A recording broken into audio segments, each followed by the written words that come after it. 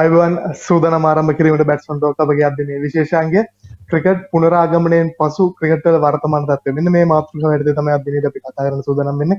COVID-19 හින්දා නතර වෙලා තිබ්බ මේ ක්‍රිකට් ක්‍රීඩාව නැවත තවක් ආරම්භ වුණාට පස්සේ කොතනද තියෙන්නේ? මෙන්න මේ ගැන අපි කතා කරන්න සූදානම්.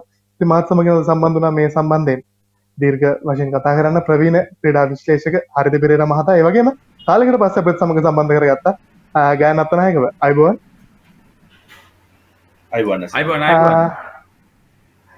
ඉතින් දැන් මේ දවස්වල මේ ප්‍රධාන මාතෘකාව මේ ක්‍රිකට් නැවත තවත් ආරම්භ වුණා. මේ ආරම්භ වුණේ කෙලිම අන්තර්ජාතික ටෙස්ට් තරගයක් සමගින්.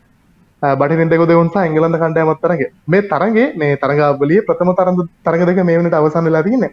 තාමත් හොඳ තරගකාරීත්වයක් අපි දැක්ක නැවත තවත් මේ ටෙස්ට් ආරම්භයේදී අපි මේ ගැන කතා කරලා සාකච්ඡා පටන් ගමු. හරිද? මේ ගැන පොඩ්ඩක් කතා කරමු.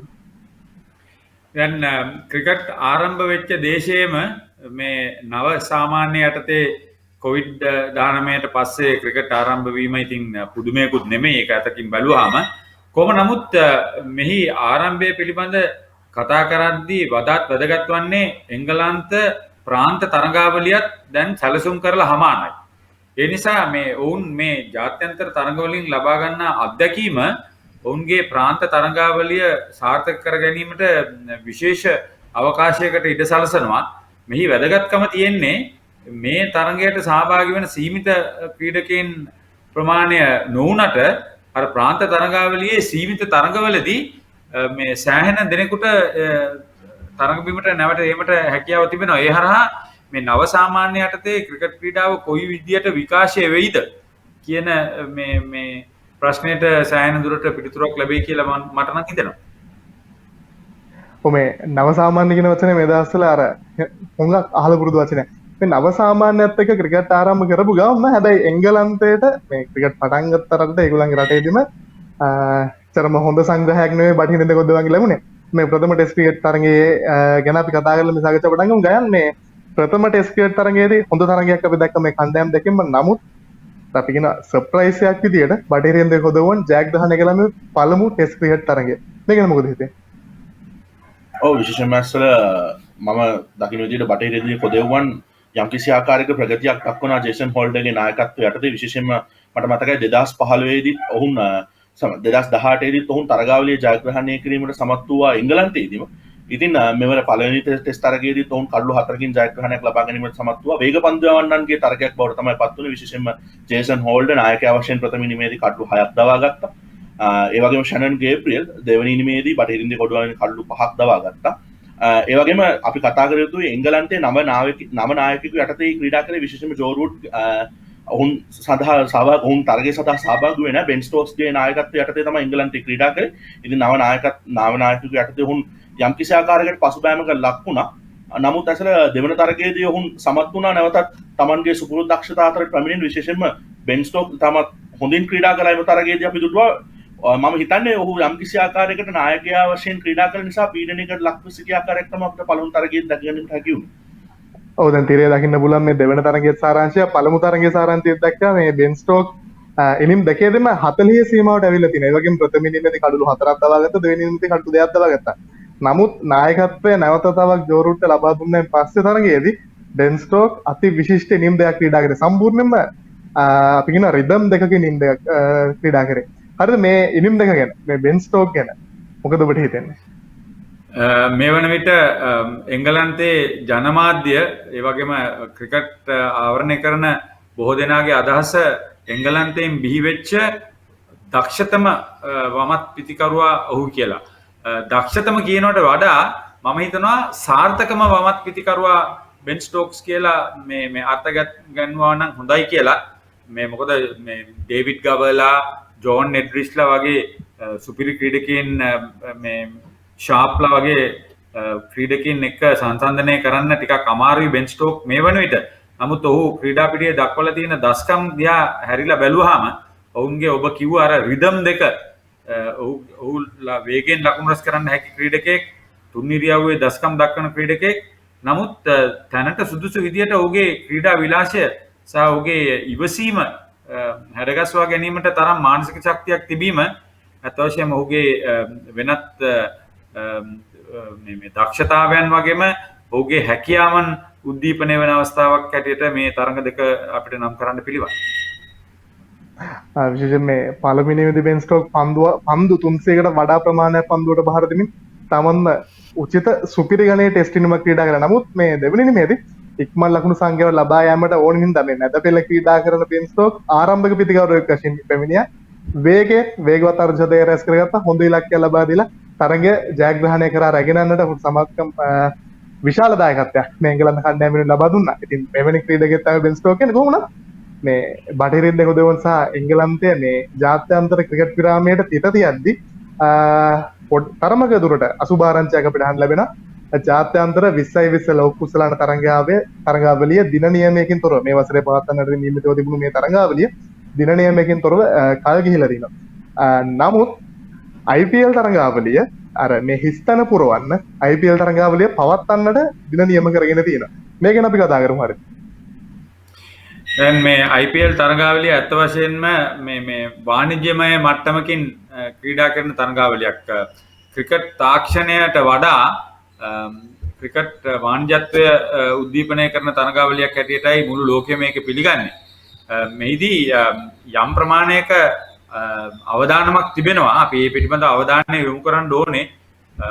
මැද පෙරදිග එක්සත් අරාබි එමිර් රාජ්‍ය ඇතුළුව කොවිඩ් වලින් බැටකෑ තත්ත්වයක් දකින්නේ.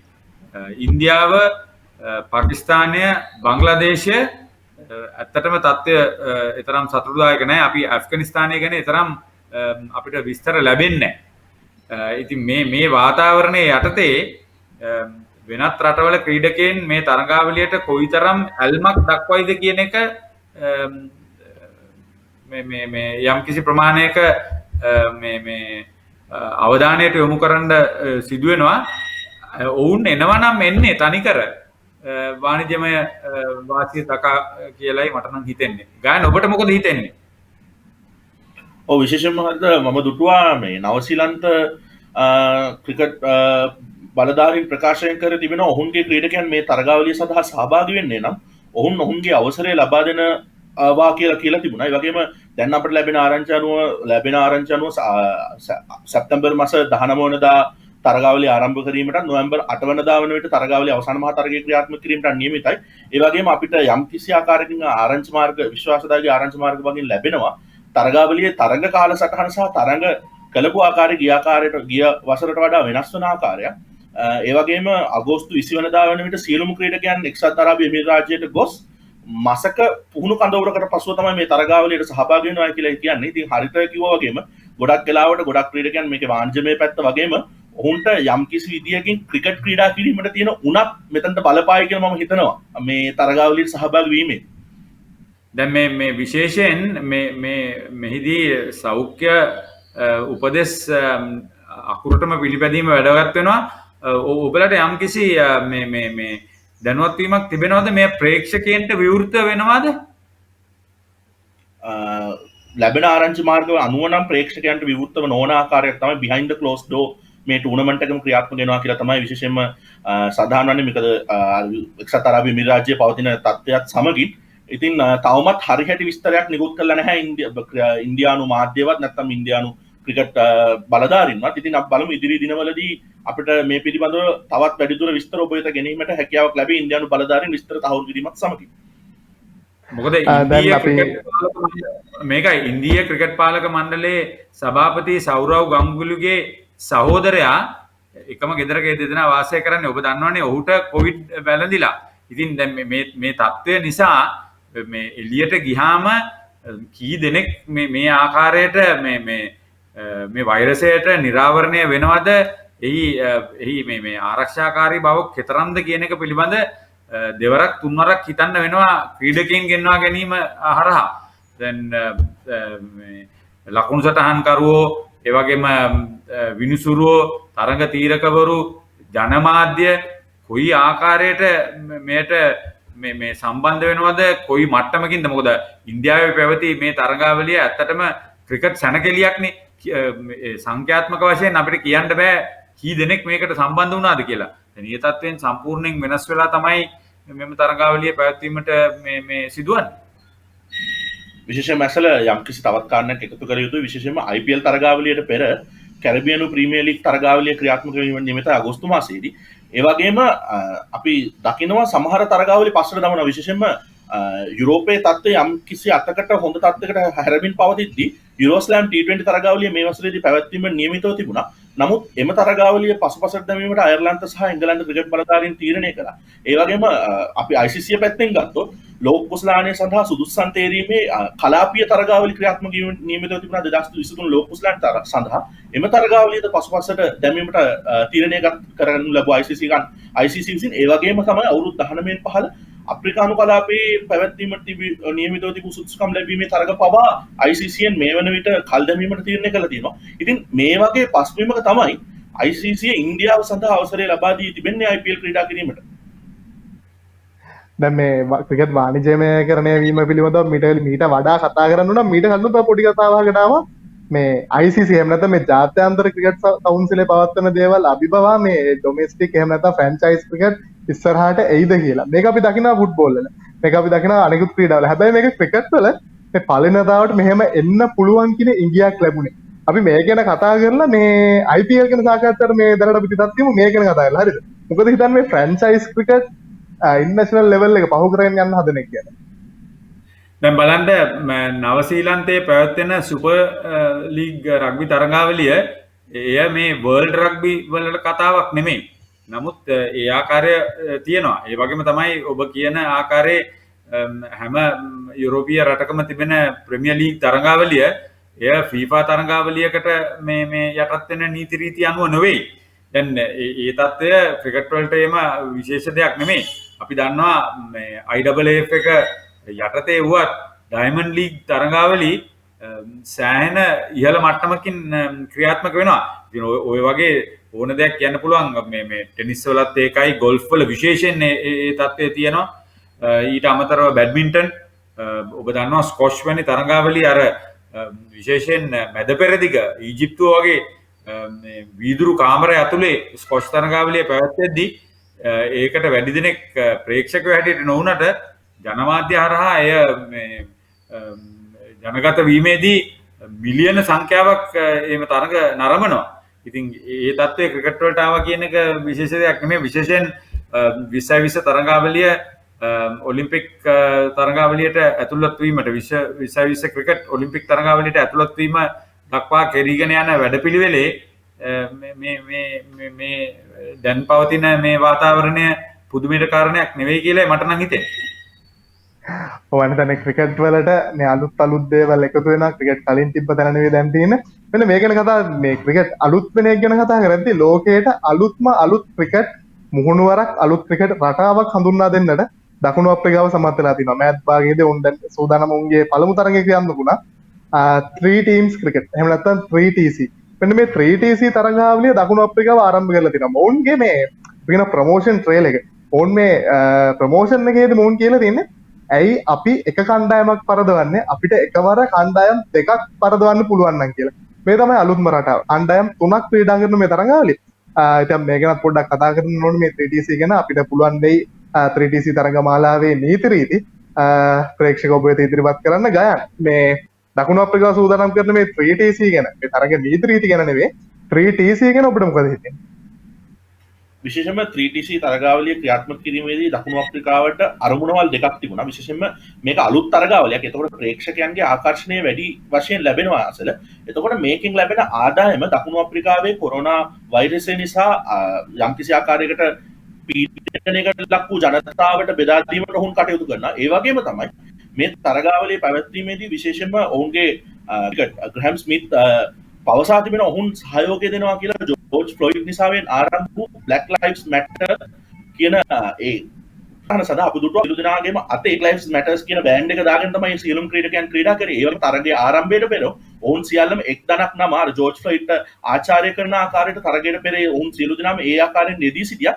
ඉතින් ඔවුන්ට උවමනාව තිබුණේ මේ පවතින ගැටලු පිළිබඳව යම්කිසි අලුත් මුහුණුවරක් එකතු කිරීමට. ඒ වගේම ඔවුන්ගේ රටේ ජනතාවට සිදුවී තිබෙන පීඩනය සිදුවී තිබෙන මේ කොරෝනා වෛරසයෙන් නිසා සිදුවී තිබෙන දෙයට ඔවුන්ට උදව්වක් කරන්න හැකි වෙන ආකාරයට වැඩ කිරීමට ඉතින් ඇතට මේ තරගාවලිය විශේෂයෙන්ම AB de Villiers ක්‍රීඩා කළා මේ තරගාවලියට ඒ වගේම දකුණු අප්‍රිකාවේ සුපිරි ක්‍රීඩකයන් බොහෝ දෙනෙක් ක්‍රීඩා කළා මේ විශේෂයෙන්ම AB de Villiers තරගා මේ අන්තර්ජාතික තරගවලින් සමුගැනීමෙන් පසුව ඔහු සහභාගී වූ පළමුණු තරගාවලිය තමයි මේ. ඉතින් ඔවුන්ගේ කණ්ඩායමට හැකිවුවා මේ තරගාවලියේදී ගෝල් මෙඩල් එක ලබා ගන්න විශේෂම ඇසල මේකේ විශේෂත්වයක් තියෙනවා. අපි අර ඔලිම්පික් වල දකිනවා වගේ ගෝල්ඩ්, සිල්වර්, බ්‍රොන්ස් කියලා තමයි මේ තරගයේ 1 2 3 ලබා ගන්න කණ්ඩායම් තුනට ලැබෙන්නේ මේ තරගය තුලදී. ඉතින් විශේෂයෙන්ම AB de Villiers ගේ නායකත්වයෙන් උත් කණ්ඩායම ගෝල්ඩ් මෙඩල් එක ලබා ගැනීමට සමත් වුණා. ඒ ආකාරයට තමයි තරගය ක්‍රියාත්මක. ඒ වගේම තරගය ක්‍රියාත්මක වද්දී එක කණ්ඩායමකට පන්දු වාර 12ක් තමයි ලැබෙන්නේ. ඒක අර්ධ දෙකක් වශයෙන් පැවැත්වෙන්නේ. පළමුවෙන් පන්දු වාර 6ක් සහ ඊළඟට ඊට පස්ව පන්දු වාර 6ක්. එතකොට මේ පන්දු වාර 6 ක්‍රියාත්මක පන්දු වාර 6 බැගින් ඉනිම් දෙක ක්‍රියාත්මක කරන්නේ අර අනිත් කණ්ඩායම් දෙක. එතකොට විශේෂයෙන්ම ඇසල මෙතනදී විශේෂ දෙයක් සිදු වෙනවා. ඔවුන් අර කණ්ඩායම් දෙකේම පන්දු මුහුණ දිය යුතුයි. ඒ වගේම පිටිකරුවන්ට මේ මුහුණ දිය යුතුයි. ඉතාමත් හොඳ උණුසුම් තරගයක් බවට පත් වුණා මේ තරගය. අප දොඩුවා විශේෂයෙන්ම AB de Villiers ගේ කණ්ඩායම් නායකත්වයෙන් උත් කණ්ඩායම ලකුණු 160ක් ලබා ගන්නවා කඩලු 4කට. ඒ වගේම දෙවන ස්ථානයට පත් වෙච්ච කණ්ඩායම ලකුණු 138ක් ලබා ගත්තා. තුන්වන ස්ථානයට පත් වුණු කණ්ඩායම ලකුණු 135ක් ලබා ගැනීම සමත් වුණා. ඒ කියන්නේ දෙක සහ තුන්වෙනි අතර වෙනස තිබුණේ ලකුණු 3ක්. ඉතින් ඉතාමත් උණුසුම් තරගයක් ක්‍රියාත්මක වුණා. විශේෂයෙන්ම ලෝකයේ වැඩි අවධානයක් යොමු වුණා එංගලන්ත බටහිර ඉන්දිය කොද තරගයට වගේ මේ 3TC තරගාවලියට. ඔව් විශේෂයෙන්ම දැන් මේ එක් කණ්ඩායමකට ක්‍රීඩකයන් 8 දෙනෙක් බැගින් ක්‍රීඩා කරන්නේ. ඒ වගේම මේ එක් ඉනිමකට එක් කණ්ඩායමකට පන්දුවට පහර දීම සඳහා පන්දු වාර 12ක් තිබෙනවා. මෙන්න මේ ආකාරයෙන් තමයි නීති රීති ක්‍රියාත්මක වෙලා තිබ්බේ. ඒ වගේම මේ තරගය ආරම්භ කරද්දී කාසියේ වාසියක් උරගා බැලීමක් සිද්ධ වෙන්නේ නැහැ. මේ කාසියේ වාසියක් වෙනකොට මොන් කුසපත් ඇදීමක් සිදු කරන්නේ. මේ අනුව ප්‍රථම අර්ධයේදී පන්දුවට පහර දෙන කණ්ඩායම දෙවෙනිට පහර දෙන කණ්ඩායම සහ තුන්වෙනි පහර දෙන කණ්ඩායම තීරණය වෙනවා. ඊළඟට මේ ප්‍රථම අර්ධයේදී එක් කණ්ඩායම පන්දු වාර 6ක් ක්‍රීඩා කරන පිටිකරණයෙන් ඒ වගේම තව ඒ ආකාරයෙන් පන්දු වාර 6 බැගින් කණ්ඩායම් 3ක් ක්‍රීඩා කරන පන්දු වාර 18ක්. එතකොට එක් කණ්ඩායමක් ප්‍රථම අර්ධයේදී පන්දු වාර 6ක් ක්‍රීඩා කරනවා පන්දු වාර 6ක් පන්දු වෙනවා. මෙන්න මේ ආකාරයෙන් තමයි ක්‍රියාත්මක වෙන්නේ. හැබැයි මේ ප්‍රථම අර්ධයේ අවසානයේදී දෙවන අර්ධයේ පන්දුවට පහර දෙන පිළිවෙල හැදෙන්නේ අපිට නිකන් අපි කියන අපි අර ගමේ ක්‍රිකට් ගහන පිළිවෙලට මේ ෆස්ට් මැච් එකේ වැඩිපුරම ලකුණු ගත්ත කට්ටිය තමයි දෙවෙනි මැච් එකෙන් මුලින් ගහන්නේ. මෙන්න මේ විදිහට තමයි මේ දෙවන අර්ධයේදී ක්‍රියාත්මක වෙන්නේ. ප්‍රථම අර්ධයේ වැඩිම ලකුණු ලබා ගන්න කණ්ඩායම දෙවන අර්ධයේ ප්‍රථමයෙන් පන්දුවට පහර දෙනවා. දෙවන අර්ධයේ ප්‍රථම අර්ධයේ දෙවෙනිට වැඩිම ලකුණු ගත්ත කණ්ඩායම දෙවන අර්ධයේ දෙවෙනිට. මෙන්න මේ ආකාරයෙන් ක්‍රියාත්මක වෙන්නේ පිළිවෙල. නමුත් කුමන හෝ අවස්ථාවකදී ලකුණු සම වුණොත් අපි හිතමු කණ්ඩායම් තුනම ලකුණු සමාන අවස්ථාවක් වුණොත් එකම ලකුණු සංඛ්‍යාව ලබාගෙන ප්‍රථම අර්ධයේ මුලින්ම පන්දුවට පහර දුන්න කට්ටිය අන්න එතකොට අර ගම්මේ ක්‍රිකට් වලින් වෙනස් වෙනවා මුලින්ම බැට් කරපු එක්කෙනාට මේකේ මුලින්ම බැට් කරන්න හම්බ වෙන්නේ නැහැ. ඒ කණ්ඩායමට හම්බ වෙන්නේ දෙවන අර්ධයේ අවසානයේට පන්දුවට පහර දෙන්න. එතකොට පළමු අර්ධයේ ලකුණු සම වෙච්ච කණ්ඩායම් වලින් අවසානයේට පන්දුවට පහර දුන්න කට්ටිය දෙවන අර්ධයේ ප්‍රථමයෙන් පන්දුවට පහර දෙන්න. මෙන්න මේ ආකාරයෙන් තමයි මේ පන්දුවට පහර දීමේ නීතිය තියෙන. ඒ වගේම වයිඩ් පන්දු සහ නිපන්දු ඒ වගේම බවුන්සර් පන්දු සඳහා සාමාන්‍ය සීමිත පන්දු වාර තරඟ නීති රීති තමයි අදාළ වෙන්නේ. හරිද මේ අපි කියන හරිම සංකීර්ණ නීති රීති ටිකක් තියෙනවා. ඔව්. ඇසල විශේෂයෙන්ම තව විශේෂ කාරණයක් ඉතුරු අර අපේ ග්‍රාමීය ක්‍රිකට් වල තියෙන ලාස්ට් මෑන්ටත් chance තිබුණා මේ තරගාවලියේ තරඟ කරන කණ්ඩායම් තුනම සඳහා. ඒ කියන්නේ අන්තිම පිටිකරුවාටත් දිගටම පන්දුවට පහර දිය හැකි ලාස්ට් මෑන්ගේ chance එක අරගෙන. හැබැයි එතන දිනවා මේ ඔව් අනිවාර්යයෙන්ම ඉතින් ඒ වගේම මේ ලාස්ට් මෑන්ට chance එක එන්නේ කොන්දේසි ගොඩක් එක්ක. ලාස්ට් මෑන්ට බෑ එක ලකුණක් ගන්න. ලාස්ට් මෑන්ට බෑ ලකුණු 3කට පැති මාරු කරගන්න. ලාස්ට් මෑන්ට සිද්ධ වෙන්නේ ඉරට්ටේ සංඛ්‍යාව වලින් ලකුණු ලබා ගන්න. එක්ක ඔහුට සිදු වෙනවා ලකුණු 2ක් සඳහා පැති මාරු කරගන්න. එහෙම නැත්නම් ඔහුට සිද්ධ වෙනවා ලකුණු 4 දැකින් එහෙම නැත්නම් ලකුණු 6 දැකින් පන්දුවට පහර දෙන්න. මේ තියෙන්නේ මේ නීති විරීති මාලාව. හැබැයි මේ ලාස්ට් මෑන් chance එක පළමුවන අර්ධයේදී කඩලු 7ක් බෙදන්නොත් ඔවුන්ට ඒ අවස්ථාව ලැබෙන්නේ නැහැ. හැබැයි මේ පළමුවන අර්ධයේදී ලාස්ට් මෑන්ට ඉන්න එක්කෙනාට පුළුවන් තමන්ගේ ඉනිම not out ඉනින් එකක් විදියට. එතන ඔහු නොදෙවි ලකුණු 21ක් රැස් කරගෙන සිනානම් පළමු ඉනිම අවසන් වෙද්දී ඔහු දෙවන අර්ධයේදී ඔහුගේ ඉනිම ආරම්භ කරන්නේ නොදෙවුණු ක්‍රීඩකයෙක් විදියට ලකුණු 21 සිට. ඉතින් ඔහුට පුළුවන් අර තනි ඉනිමකදී හොඳ ලකුණු සංඛ්‍යාවකට එන්න ඒක උඩ අවස්ථාව ලැබෙනවා. ඒ වගේම දෙවන අර්ධයේදී මේ අර අපි කිව්වා වගේ ඉරට්ටේ සංඛ්‍යාව වලින් ඔහුට පුළුවන් තමන්ගේ ඉනිම ගොඩනගන්න. හරිද මේ තමයි තරඟේ නීති රීති. හරිම සංකීර්ණයි. මේ බැලු බැලමට තේරෙන්නේ නැති මේ සාමාන්‍ය ක්‍රිකට් නීති වලට පොඩ්ඩක් එහාට ගිය නීති රීති මාලාවක් තමයි මේ 3DC ක්‍රිකට් මාලාවේ තියෙන්නේ. හරිද ඔබ ප්‍රවීණ ක්‍රීඩා විශ්ලේෂකයෙක් විදිහට මොකද හිතන්නේ මේ 3DC මේ තරඟ නීති රීති මාලාව ගැන මේ ක්‍රිකට් උන්නතියට මොන වගේ බලපායිද මේක ගැන පොඩ්ඩක් කතා කරමු. දැන් බැලු බැලමට නම් මොලේ කොලොප්පන් වෙන තත්ත්වයක් තියෙන්නේ. නමුත් ශතක දෙකකට ඉස්සෙල්ලා මේ බැටළුව බලාගත්ත ගවපාලකයෝ එහෙම නැත්නම් ඒ එඬේරු මේ ක්‍රිකට් ක්‍රීඩාව මේ තරමට විකාශය වෙයි කියලා හීනකින්වත් හිතන්නේ නැතුව ඇති. දැන් ටේප් බෝල් ක්‍රිකට් තියෙනවා, ටෙනිස් බෝල් ක්‍රිකට් තියෙනවා.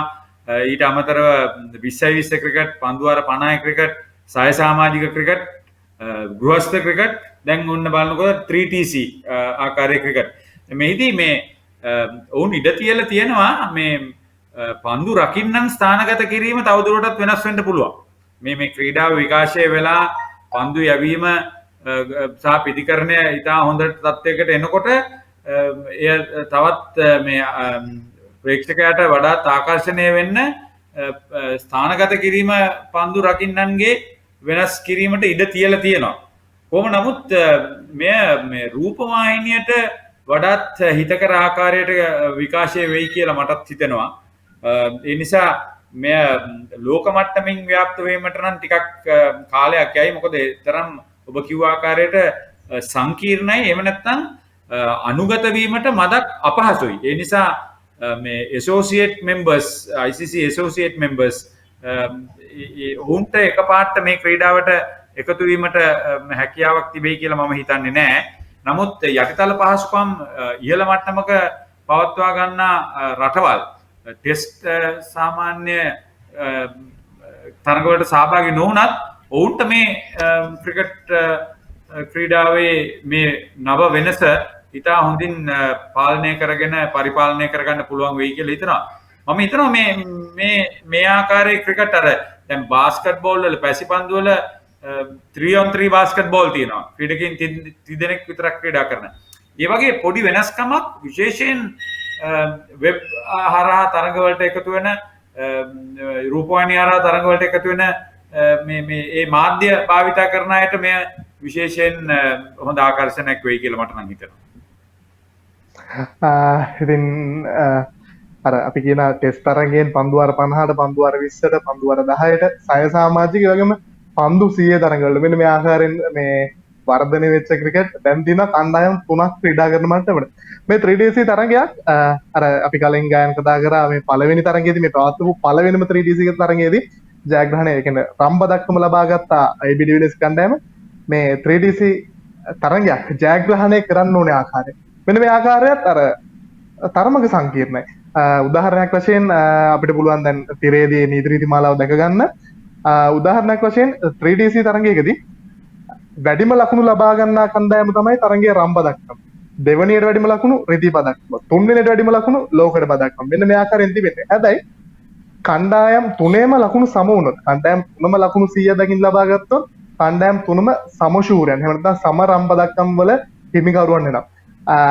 හැබැයි මේ ප්‍රථම සහ දෙවන ස්ථාන එහෙම නැත්නම් මේ සම ප්‍රථම ස්ථානයකට වැඩිම ලකුණු සමාන කරගත්තොත් කණ්ඩායම් දෙකක් ලකුණු 100යි ඒ වගේම අනිත් කණ්ඩායම ලකුණු 90යි. මේ ලකුණු 90 රැස් කරගත්ත කණ්ඩායම ලෝකඩ පදක්කම ඒ වගේම මේ පළවෙනි කණ්ඩායම් දෙක මේ ලකුණු 100 බැගින් ලබාගත් කණ්ඩායම් දෙක දැන් අපි පොඩ්ඩක් දන්න දෙයකට ඇවිල්ලා තිනවා සුපිරි පන්දු වාරයක් ක්‍රීඩා කරන. සුපිරි පන්දු වාරයක් ක්‍රීඩා කරලා ජයග්‍රහණය කරන කණ්ඩායම රම්පදක්කම අනිකුත් කණ්ඩායම රිදී පදක්කම. දැන් ප්‍රථමයා තරගේ ප්‍රථමයා ලකුණු 100 ලබා ගැනීමෙන් රම්පදක්කම ජයග්‍රහණය කරලා තියෙද්දි සම දෙවන ස්ථානයකට එහෙම නැත්නම් ලකුණු 90 කොටස් දෙකක් හිටියොත් කණ්ඩායම් දෙකක් මේ කණ්ඩායම් දෙකේ සුපිරි පන්දු වාරයක තරගයක් පවත්වන්නේ නැහැ. මොන් දෙගොල්ලන්ටම සම රිදී පදක්. එහෙම නැත්නම් මේ මොන් කණ්ඩායම් දෙගොල්ලන්ටම රිදී පදක්කම් ලබා දෙනවා. ඉතින් හරිත කිව්වා වගේම අනුගත වෙන්න තරමක අමාරු නීති රීති තියෙන්නේ. හරිම සංකීර්ණ නීති මාලාවක් යටතේ තමයි මේ 3DC තරඟාවලිය පවත්වන්නේ. මම හිතනවා හරිත කිව්වා වගේ මේ දශක දෙකකට කලින් සමාන මේ ශතක දෙකකට කලින් පටන් ගත්ත මේ එඬේරු පටන් ගත්ත ක්‍රිකට් දැන් මෙතනට ඇවිල්ලා තිනවා තව ඉස්සරහට තවත් දියුණු වෙයි. ඉතින් මෙන්න මේ ආකාරයෙන් තමයි 3DC තරඟාව මේ වාලාව පවත්වන්නට සූදානම් කරලා තියෙන්නේ. 3DC තරඟාවලිය ගැන කතා කරද්දී අපිට කතා කරන්න පුළුවන් දැන් ශ්‍රී ලංකාවේ පාසල් ක්‍රිකට් රසිකයන් එහෙම නැත්නම් batsman.com හරහා අපිත් සමග එකතු වෙච්ච පාසල් ක්‍රිකට් රසිකයන්ට නම් තරමක් දුරට අසුභාරංචියක් අපිට ලබා දෙන්න තියෙන්නේ. පාසල් ක්‍රිකට් මේ තරඟ මාලාව වයස අවුරුදු 19 පහළ 17 පහළ 15 පහළ මේ සියලුම තරඟාවලි මෙම වසර සඳහා නතර කිරීමට ශ්‍රී ලංකා පාසල් ක්‍රිකට් සංගමය තීරණය කරලා තියෙනවා. ගානක් මේ ගැන තව පොඩ්ඩක් විස්තර දැනගමු. ඔව් විශේෂයෙන්ම උණුසුම් තරගාවලියක් මැදදී තමයි මේ COVID-19 නිසාවෙන් තරගාවලිය විශේෂයෙන්ම අවුරුදු 19 පහළ තරගාවලිය අත්හැර දිදුවේ දින නියමකින් තොරව කල් දැමීමට සිදුවේ. නමුත් පවතින තත්ත්වයක් සමගින් සහ විශේෂයෙන්ම උසස් පෙළ සහ සාමාන්‍ය පෙළ ඉදිරියේදී පැවැත්වීමට තිබෙනවා. ඉතින් මේවැනි තත්ත්වයක් යටතේ සහ තවමත් අපට හරිහැටි තීරණයක් ගන්න බෑ ඇසල කවදාද මේ වසංගත ඉවර වෙන්නේ කියලා. ඉතින් අපි තවමත් දකින්නේ නැහැ මෙහි නිමාවක්. අදටත් ලංකාවෙනුත් කොරෝනා වැළඳුන ආසාදිතයන් හමු වෙනවා. ඉතින් මෙවැනි තත්ත්වයක් යටතේ ඉතාමත් දුකෙන් වුණත් මේ තරගාවලිය අතාරින්න සිදු වෙනවා. මොකද රටේ පවතින තත්ත්වය සහ ළමුන්ගේ අනාගතයට බලපාන ආකාරය අනුව අපිට සිදු වෙනවා මෙවැනි තරගාවලියක් අතර ඔවුන්ගේ අධ්‍යාපන කටයුතු සඳහා ප්‍රමුඛ ස්ථානය ලබා දීමට. ඉතින් ශ්‍රී ලංකා පාසල් ක්‍රිකට් සංගමය තීරණය කර තිබෙනවා මේ වසරේදී මේ තරගාවලිය ක්‍රියාත්මක කිරීම මෙතනින් නවත්වා දැමීමට. ඉතින් අසල මේක තමයි දැනට අපට ආරංචි වෙන තත්ත්වය. නමුත් අපි තාමත් හරියට විස්තරයක් දන්නේ නැහැ ලබන වසරේදී කුමක්ද සිදුවන්නේ. විශේෂයෙන්ම කාණ්ඩ අතර ප්‍රොමෝෂන්ස් සහ ඩිමෝෂන්ස් තිබෙනවා. ඒවා කොහොමද වෙන්නේ? ඒ වගේම මේ ලබන වසරේදී ටියර් A සහ ටියර් B වශයෙන් තරගාවලිය ක්‍රියාත්මක වීමට නියමිතව තිබුණා. ඒ ක්‍රියාත්මක වෙනවාද? ඒ පිළිබඳව තවමත් ලොකු විස්තරයක් අපට ලබා දී නැහැ ශ්‍රී ලංකා පාසල් ක්‍රිකට් සංගමය විසින්. අපි ඉදිරියේදී ඔවුන්ව සම්බන්ධ කරගෙන මේ පිළිබඳව කතා කරන්න බලාපොරොත්තු වෙමු සර්. ඉතින් ඒ වගේම තමයි හරිද දැන් මේ පාසල් ක්‍රිකට් නතර වුණා. අතරමැද නතර වුණා. මේ වයස අවුරුදු 19 පහළ තරඟාවලියේ මේ අවසන් අතීතයට පෙමෙන්නලා තිබුණා. වයස අවුරුදු 19 පහළ දෙවන කාණ්ඩයත් තරඟාවලියේ හරි අඩකට වඩා නිම කරලා තිබුණා. නමුත් තුන්වෙනි වයස අවුරුදු 19 පහළ තුන්වෙනි කාණ්ඩය මූලික වටේ තරඟ පමණයි තාම ඉවර කරලා තිබුණේ.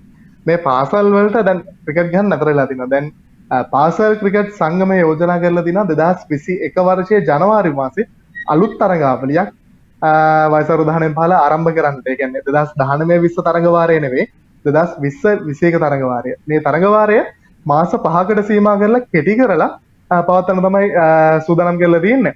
දැන් මේ තරඟාවලිය ගැන නෙවෙයි.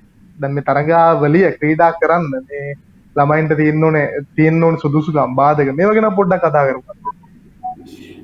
මේකයි ඇසල දැන් මේ ළමයි කියලා කිව්වහම සෞඛ්‍ය ආරක්ෂක තත්ත්වය මුලින් බලපානවා. ළමයින්ගේ අධ්‍යාපනය ගයන් කිව්වා වගේ අනිත් දේ තමයි මේවට ප්‍රතිපාදන හොයාගන්නේ කොහොමද කියලා. දැන් රට වැටිලා තියෙන මේ තත්ත්වය අනුව මේ පාසල් සංවර්ධන කමිටු වැඩි අවධානය යොමු කරන්නේ ආරක්ෂිතව ළමයා පාසලට යවලා උගන්නගෙන ආපහු නිවසට ලබා දීම පිළිබඳ කාර්යභාරයනේ.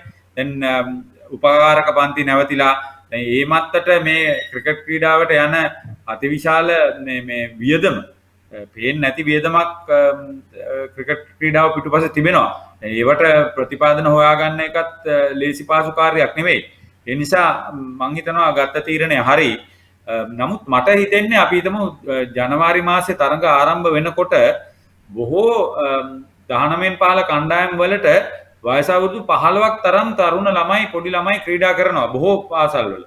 දැන් ඒ ළමයින්ට මේ තරඟවලට සහභාගී වෙන්න දෙමව්පියෝ ඉඩ දෙයිද කියන தත්ත්වය අර සෞඛ්‍ය ආරක්ෂක මට්ටම ගැන සලකලා හිතන්න වෙනවා. දැන් හෝම් ඇන්ඩ් අවේ මැචස් ගහයිද දන්නේ නැහැ.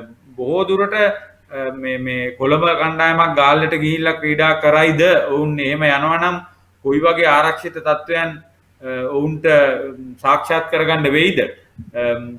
සත්කාර පාසල් කණ්ඩායම කොයි වගේ පාසුකම් ලබා දිය යුතුද? මේ විශාල මේ කාර්යභාරයක් වෙනවා. විශේෂයෙන් ස්වේච්ඡා මට්ටමින් සිටින ගුරුවරු සහ ගුරු භවතුන් දෙමාපියන් මේ තරඟවලට ලබා දෙන මේ සහයෝගය මත ඒ නිසා 19න් 15 තරඟාවලිය පමණක් ක්‍රියාත්මක වෙයි කියන අදහසේ තමයි මම ඉන්නේ. 17න් 15 15න් 15 තරඟාවලිය තව සෑහෙන පස්සට යයි කියන විශ්වාසයක් මට තියෙනවා. 19න් 15 තරඟාවලිය පවා ඔබ කිව්ව ආකාරයට සීමිත තරඟ සීමාවකට යටත්ව ක්‍රීඩා කරයි. තරඟ 17ක් 18ක් ක්‍රීඩා කරන්න සිදු වෙන්නේ නැහැ. ඒ වගේම මේ පන්දුවාර 50 තරඟාවලියත් ඒ ආකාරයටම කණ්ඩායම 8ක් සුදුසුකම් ලබාගෙන පවත්වයි කියන විශ්වාසය තමයි මට නම් තියෙන්නේ. නමුත් මේක ගැන කියන්නත් කල් වේලා වැඩි කියලායි මට හිතෙන්නේ. තවමත් ශ්‍රී ලංකා පාසල් ක්‍රිකට් සංගමය තවමත් අර නිල වශයෙන් මේ තරඟ සීමා කරලා තියෙනවද මේ කිසිම තොරතුරක් ලබා දීලා නැහැ. ඔවුන් තවම තීරණය කරලා තියෙන්නේ 2019 20 තරඟ වාරය නවත්තන්න. ඒ වගේම 2020 මේ වසරේ පවත්වන්න තිබූ අනෙකුත් සියලු පාසල් ක්‍රිකට් තරඟාවලිය අත්හැර දමන්න තමයි පාසල් ක්‍රිකට් සංගමය තීරණය කරලා තිබෙනවා. 2021 ඉඳන් මොන්ගේ සැලසුම වයස අවුරුදු 19 පහළ තරඟාවලිය කෙටි කරලා ආරම්භ කරන්න. නමුත් අර දැන් ගයන් කිව්වා වගේ මේ කොවිඩ් වල අවසානයක් අපිට කියන්න බෑ. නමුත් අපි ප්‍රාර්ථනා කරනවා ශ්‍රී ලාංකිකයන් වශයෙන් මේ පාසල් ක්‍රිකට් එහෙම නැත්නම් මේ හැම ක්‍රිකට් ක්‍රීඩකයෙක්ගේ මූලික අඩිතාලම සාර්ථකව නැවත තම මේ ලොකු බ්‍රේක් එකක් නැතුව පටන් ගන්න අපිට හැකියාවක් ලැබෙවි කියලා. මේ පාසල් ක්‍රිකට් නතර වුණා. නතර වෙද්දී ලකුණු 1000 පසු කරපු ක්‍රීඩකයන් වගේම කඩලු 100 පසු කර ක්‍රීඩකයන් හිටියා. ඒ වගේම මේ ආසන්නයට පැමිණි ක්‍රීඩකයන් හිටියා. ඔවුන්ට තව තරඟ තිබුණා. නමුත් ඔවුන්ට මේ ලක්ෂ්‍ය සම්පූර්ණ කරගන්න හැකියාවක් ලැබුණේ නැහැ. මේ ක්‍රීඩකයන්ට මේ දක්ෂතාවලට අපි කියන මේ ස්ථාන ලබා දෙනවා. මේ ප්‍රථම ස්ථානයන් දෙවන ස්ථානයන් මේ දක්ෂතාවල මේ කණ්ඩායම් වලට මේ තරඟවල මෙතනින් එහාට පවත්වන්නේ නැහැ. මේ tier A tier B කියන එක මොන්ට කොහොමද දැන් කරනවා නම් කරන්න පුළුවන් විකල්ප ක්‍රමවේදයක් මොනවාද? ගැන ඔබ හිතන විදිහට. විශේෂම ඇසල බොහෝ වෙලාවට tier A හා tier B ක්‍රීඩා කරනවා නම් ඔවුන් ප්‍රකාශ කර තිබුණේ පළමු වටේ ඔවුන් ලබාගත් ලකුණු 90 තමයි තීරණය කරනවා කියලා සහ tier A සහ tier B කණ්ඩායම් කෙසේද සැලසුම් වන්නේ කියලා. හැබැයි මම හිතන්නේ දැන් ප්‍රොමෝට් කරන එක සහ ඩිමෝට් කරන එක නම් මම හිතන්නේ නැහැ කරන්න ක්‍රමයක් තියෙයි කියලා. මොකද විශේෂයෙන්ම තරගාවලියේ ජයග්‍රාහකයෙක් නැහැ. ඩිවිෂන් 2 තරගාවලියේ තාමත් අතරමඟ. ඒතකොට තරගාවලියේ ජයග්‍රහණය කළා එක් නැහැ. ඉතින් ඒ වගේ අවස්ථාවක් මම හිතනවා මේ වසරේදී ප්‍රොමෝෂන් සහ ඩිමෝෂන්ස් නවති. ඒ වගේම ඇසල විශේෂයෙන්ම අපි පාසල් ක්‍රිකට් ක්‍රීඩකයෙක්ගේ පැනින් ගත්තොත් ඔවුන් මේ ක්‍රීඩා කරන අවසාන වසරේ ඔවුන් මේ වසරේ තමයි උත්සාහ දක්වලා ඔවුන් උත්සාහ කරන්නේ කෙසේ හෝ ඉතාමත් හොඳ අන්තර් සමාජ තරගාවලියකට ක්‍රීඩා කිරීමට අන්තර් සමාජයේ කණ්ඩායමකට සුදුසුකම් ලැබෙන. ඉතින් ඔවුන්ගේ ඒ හීනයට යම් කිසි ආකාරයක බාධාවක් සිදුවලා තියෙනවා. ඒ වගේම ඇසල අපි කතා කරන්න ඕනේ ගොඩක් ක්‍රීඩකයන් Tamanගේ ලොකුම සිහිනය වෙන පාසල් මහා ක්‍රිකට් තරගයේ ක්‍රීඩා කිරීමට බලාගෙන ඉන්නකොට තමයි මේ කොවිඩ් වසංගතය ඇවිල්ලා මේ සියලුම තරග පස්සට ඇදලා දැම්මේ. ඉතින් ඔවුන් ලොකු බලාපොරොත්තුවක් බාගෙන ඉන්නේ විශේෂයෙන්ම අපිට මතක නම් පෙර පැවති බැට්ස්මන් ටොක්ස් තරගාවල කතාහනකදී රුවින් පීරිස් ප්‍රකාශ කරා සිටියා ඔහුට කුසලානේ දිනනවාට වැඩිය තමන්ගේ පාසලේ මහා තරගයේ ටොස් එක දාන එක තමයි වැදගත් කියලා. ඔහු තමන්ගේ පාසලේ මහා තරගයේ ක්‍රීඩා කරන එක තමයි ඔහුට වැදගත් කියලා. ඉතින් ඒ වගේ ක්‍රීඩකයන්ට මොන ආකාරයක ඒ කියන්නේ මේ සිද්ධියත් සමගින් කොච්චර දුකක් දැනෙනවද අපි ඒ පිළිබඳව ඔවුන් ගැන හිතන්න ඕනේ. විශේෂයෙන්ම ඔවුන්ට ලැබෙන අවසාන අවස්ථාව ඔවුන්ට ක්‍රීඩා කරන්න ලැබුණ නැහැ පාසල් මහතරගේ. ඉතින් මේ වගේ ගොඩාක් දේවල් මේ කොවිඩ් නිසා සිදු වුණා. ඉතින් අසල අපිට යම්කිසි ආකාරයකට මේ සියලු දේ විද දරා ගන්න සිදු වෙනවා. මේක තමයි ලෝක ස්වභාවය. ඉතින් අපි මේ සියලු දේවල් විද දරාගෙන Taman ඉදිරියට තවත් මානසික වශයෙන් ශක්තිමත් වෙලා හොඳ ක්‍රිකට් ක්‍රීඩකයන් බවට පත් වෙනවා දකින්න එකයි අපේ එකම අරමුණ. අර ගයන් කිව්ව දෙයට පොඩි එකතුවක් කරන්න ඕනේ. අපි දන්නවා විශේෂයෙන් අවසන් වසරේ පාසල් ක්‍රිකට් ක්‍රීඩකයෝ ඔවුන්ට සියලුම දේ අහිමි වී ගිය ආකාරයක් පෙනී යනවා. ඔවුන්ගේ දක්ෂතාවයට ශ්‍රේණිගත කිරීම, දක්ෂතාවය අගයීම ඒ සියල්ල ඔවුන්ට අහිමි වෙලා ගියා. නමුත් මෙහිදී තමයි ක්‍රිකට් බලධාරීන් මේ ක්‍රීඩකයන්ට උපදේශනය ලබා දීමට හොඳ වැඩපිළිවෙලක් ක්‍රියාත්මක කළ යුත්තේ. ඔවුන් මානසිකව වැටෙනවා වෙනුවට මේ ඔවුන්ගේ මානසික තත්ත්වය ශක්තිමත් කරලා ඔවුන්ව ඉදිරියට බලන ක්‍රිකට් ක්‍රීඩකයන් හැටියට, මොකද ඔවුන්ට පෙනෙන ඉදිරිය තරම් මේ පැහැදිලි නෑ. ඒ බොඳ බව ඔවුන්ගේ හිතෙන් අයින් කරන්න ඕනේ. ඒ උපදේශනය තමයි සිදුවේ යුත්තේ. මේදී මම හිතනවා පාසල් ක්‍රිකට් සංගමයට වඩා අධ්‍යාපන අමාත්‍යාංශය, ක්‍රීඩා අමාත්‍යාංශය විශේෂයෙන් ශ්‍රී ලංකා ක්‍රිකට් සහ ශ්‍රී ලංකා පාසල් ක්‍රිකට් මෙයට නිසි ක්‍රියාපටිපාටියක් අනුගමනය කරන්න ඕනේ. මොකද මේ ළමයි රටේ අනාගතය. ඔවුන් රැක ගැනීම අපි හැමෝගෙම වගකීම. ඔවුන් මේ තත්වයට එනකන් ඔවුන්ගේ වගකීම හරියට ඉටු කරලා තිබෙනවා. වෙච්ච දෙයට කාටවත් වග කියන්න බෑ. නමුත් එයින් ගොඩේමේ වගකීම අපි හැමෝටම තිබෙනවා. ඔවුන්ට නිසි මාර්ගෝපදේශයක් දැක්වීමට අපි හිතනවා ඒ ක්‍රියාත්මක වෙලා වැඩි කල් යන්න මත්තෙන් මේ ළමයින්ට නැවතත් ක්‍රිකට් ක්‍රීඩාවට අවතීර්ණ වීමට හැකියාවක් ලැබෙයි කියලා. නැත්නම් අපිටත් වැඩක් නැහැ. අනිවාර්යෙන් මේක තමයි ක්‍රිකට්වල මූලික අඩිතාලම. ඉතින් අසුභාරංචි කිහිපයක් තමයි අපිට ලබා දෙන්න සිදුන මේ පාසල් ක්‍රිකට් සම්බන්ධයෙන්, ඒ වගේම මේ විශේෂ ලෝක කුසල සම්බන්ධයෙන්. නමුත් අපි සූදානම් අවසාන වශයෙන් සුභාරංචියක් සමගින් බැට්ස්මන් ලෝක විශේෂාංගයෙන් සමුගන්නට පසුගියදා ලෝක පූජිත විස්ටන් සංග්‍රහය නැත්නම් මේ ක්‍රිකට් ක්‍රීඩාවේ බයිබලය ඔවුන්ගේ වයස අවුරුදු 25න් පහළ ලෝක ටෙස්ට් කණ්ඩායම නම් කරා. මේ ලෝක ටෙස්ට් කණ්ඩායමට ශ්‍රී ලාංකිකයෙක් අන්තර්ගත වෙලා තියෙනවා. ගයන් ඔබට පුළුවන් නම් මේ කණ්ඩායම ගැන මතක් කරන්න. ආරම්භක පිතිකවරන් වෙන්නේ දකුණු අප්‍රිකානු කණ්ඩායමේ එඩ් මක්රම් සමගින් එංගලන්ත කණ්ඩායමේ ඩොම් සිබ්ලි.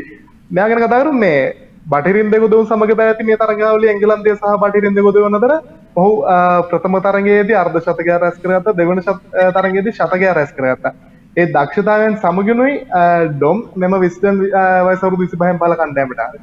ඒ වගේම නම්බර 3 ස්ථානයේ ඉන්නේ ශ්‍රී ලාංකික කුසල් මෙන්ඩිස්. ගය විශේෂයෙන්ම මේ ශ්‍රී ලාංකිකයන්ගේ පැත්තෙන් ගත්තම අපිට සුභාරංචියක් විශේෂයෙන්ම අපේ ක්‍රීඩකයෙක් පළමු 11 දෙනා අතර සිටීම විශේෂයෙන්ම මේ විශ්ලේෂණයේදී ඔවුන් සලකලා තිබෙනවා කුසල් මෙන්ඩිස් විශේෂයෙන්ම ඕස්ට්‍රේලියාවට එරෙහිව ලැස් කරපු විශේෂ ශතකය ඔහුට ඒ තිබෙන පව එක ඒ වගේම ඔවුන් සලකා තිබෙනවා නවසීලන්තයේදී ඇන්ජලෝ මැතිව්ස් සමගින් ඔහු අර තරගයේ ගොඩ දැමීමට ක්‍රීඩා කරපු ඉනිම ඒ වගේම දකුණු අප්‍රිකාවේදී ලකුණු 84ක් ලබා ගැනීම තවත් වයිට් වොෂ් එකක් සඳහා අපිට මඟ පාදපු ආකාරය තමයි ඔහුගේ විශේෂයෙන්ම සැලකිල්ල ලබාගෙන තිබෙන දක්ෂතාව අතරයි. ඒ වගේම කණ්ඩායමේ නායකත්වයේ බාබර් රසම්ට ලබා දීලා පාකිස්තාන කණ්ඩායමේ දැන් ඔහු නායකත්වයෙන් සිටින්නේ. ඒ වගේම අපි ඩොම් සිබ්ලි ගැන කතා කරද්දී අසල ඔහු තමයි මේ කණ්ඩායමේ සිටින අත්දැකීම් අඩුම පිතිකරුවා. විශේෂයෙන්ම ඔහු තරග 8ක් පමණයි මේ නිර්දේශය සඳහා නියෝජනය වෙනකොට ඔහු තරග 8ක් පමණයි ක්‍රීඩා කරලා තිබුණේ. හැබැයි තාම හොඳ ආරම්භක පිතිකර. ඒ වගේම එංගලන්තෙන් තවත් නියෝජනයක් තිබෙනවා ඔලි පොප්. ඒ වගේම ඉන්දියාවෙන් එක් ක්‍රීඩකයෙක් පමණයි සුදුසුකම් ලබන්නේ රිෂාඩ් පන්ත් කඩු රකින්න ක්‍රීඩකයා. ඒ වගේම එංගලන්තයේ සෑම් කරන් තවත් නියෝජනයක් එංගලන්තෙන් විශේෂම ඔහු ඉතාමත් හොඳ තුන් නිරියව් ක්‍රීඩකයෙක්. මම දකින විදිහට බෙන් ස්ටෝක්ගෙන් පස්සේ එංගලන්තයේ තුන් නිරියව්වේ වැඩිම දක්ෂතා දක්වා තිබෙන ක්‍රීඩකයෙක් තමයි සෑම් කරන්. ඒ වගේම විශේෂයෙන්ම මේ සංචිතයේ එකම දගපන්දු යන්නා බවට පත් වී තිබෙන්නේ තරග 4ක් පමණක් ක්‍රීඩා කර තිබෙන රෂීද් ખાન. ඔහු තරග 4ක් ක්‍රීඩා කර තිබෙන්නේ. විශේෂයෙන්ම මෙහිදී ඔවුන් සඳහන් කරලා තිබෙනවා රෂීද් ખાන් ඉදිරියට පැමිණෙන්නේ මෙහිදී හසන් මිරාස් තරග 22 දී කඩලු 90ක් දබාගෙන තිබෙtti කියලා. උඩට තාමත් වයස අවුරුදු 22. හැබැයි රෂීද් ખાන් ඔහු ඉදිරියට ගෙනෙනවා කියලා මේ මෙහිදී හසන් මිරාස්ට වැඩිය ඊට හේතුව වේග පන්දු 4ක් සමගින් දග පන්දුවන් යවන්නේ ක්‍රීඩා කරවීම වඩාත් සුදුසුයි කියලා ඔහු හිතන නිසාවෙන් ඒ වගේම වේග පන්දු යවන්නන් වශයෙන් ජොෆ්රා ආචර්, කාගිසෝ රාබඩා සහ ශාෂින් සහ අෆ්රිඩි අබිදුරුවා ශ්‍රී ලංකාවට එරෙහිව ඔහුගේ මංගල කඩු පහ ලබා ගත්තා. ශාෂින් සහ අෆ්රිඩි මේ ක්‍රීඩකයන් තමයි කුසල් මෙන්ඩිස් වැනි ක්‍රීඩකයෙක් සිටීම පිළිබඳව අපි විශේෂයෙන්ම ආඩම්බර වෙන්න ඕනේ. ඒ වගේම අපි සතුටු වෙන්න ඕනේ. ඒ වගේම තවත් අපිට ආඩම්බර වෙන්න කාරණාවක් ඉතුරු වෙන්න තිබුණා. මේ ශාහින් ෂා මේ සමයන මේ ශාහිද් සමයන රෂීද් ખાන් වෙනුවට ලසිත් ඇඹුල්දෙනියව කැඳවන්න තිබුණා. රෂීද් ખાන් තරග 4ක් පමණයි ක්‍රීඩා කරේ. කඩලු 23. ඒ කඩලු 23 නුත් හරියට කඩලු 18ක් ඔහු දවාගෙන තියෙන්නේ බංග්ලාදේශයට සහ අයර්ලන්තයට එරෙහිව. නමුත් ඇඹුල්දෙනිය ඔහුගේ කඩලු 30 ලබාගෙන තියෙන්නේ. ඔහු තරග 7ක් තුල කඩලු 30යි. ඔහු මේ කඩලු 30 දවාගෙන තිබෙන්නේ දකුණු අප්‍රිකාව, නවසීලන්තය, පාකිස්තානය වැනි ප්‍රබල රටවල් වලට එරෙහිව. ඒ වගේම ඕවර්සීස් ක්‍රිකට් දකුණු අප්‍රිකාවට එරෙහිව ඔහු තමන්ගේ රටෙන් එළියට ගිහිල්ලා තමයි කොල්ල දාගත්තේ. ඇයි මේ රෂීද් ખાන්ට මේ ලබා දෙන විශේෂ අවධානය මොකද්ද? ලසිත මුල්දෙනියත් එක්ක තිබ්බම.